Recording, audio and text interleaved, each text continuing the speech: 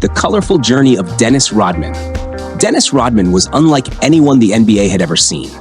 A player who lived for chaos, embraced controversy, and thrived in the spotlight, Rodman became a cultural icon, not just for his ability to rebound, but for his wild antics, eccentric personality, and unapologetic nature.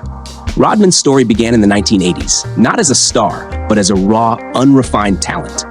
Born in Trenton, New Jersey, and raised in Dallas, Texas, Rodman was an undersized, overlooked player who initially struggled to make an impact. His college career at Southeastern Oklahoma State was relatively unknown, but he had one thing that set him apart from the others: relentless energy and an obsession with rebounding.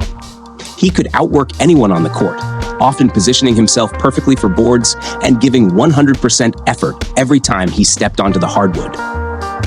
In 1986, the Detroit Pistons saw something special in Rodman, and despite his rough-around-the-edges image, they took a chance on him. With the Pistons, Rodman didn't need to score. He was tasked with one thing: rebound, defend, and intimidate. And boy, did he deliver. His hair became as colorful as his personality, and his style on the court was nothing short of chaotic genius.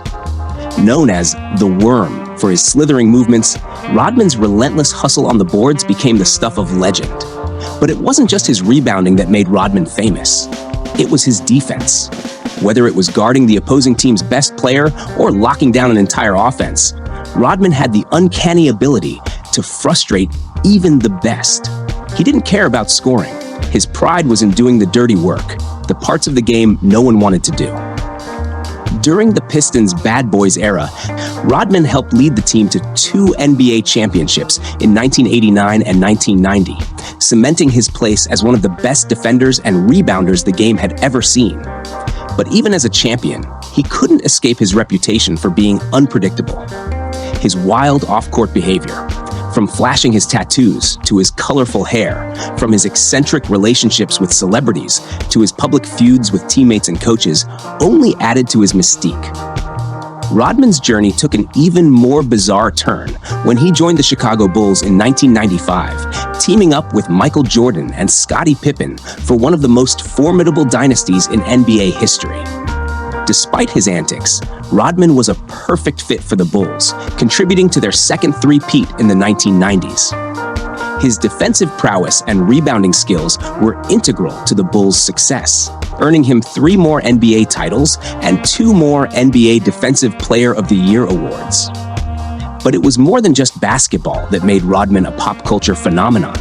His friendships with figures like Madonna and his infamous trip to North Korea to meet dictator Kim Jong-un only added to his larger-than-life persona.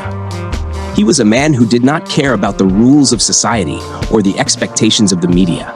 His personal life was just as wild as his game, and he wore his eccentricity like a badge of honor. Rodman retired in 2000, but his legacy as one of the greatest defenders and rebounders in NBA history is unquestionable. He finished his career with 5 NBA championships, 2 NBA Defensive Player of the Year awards, and a reputation for being one of the most unpredictable players the league had ever seen.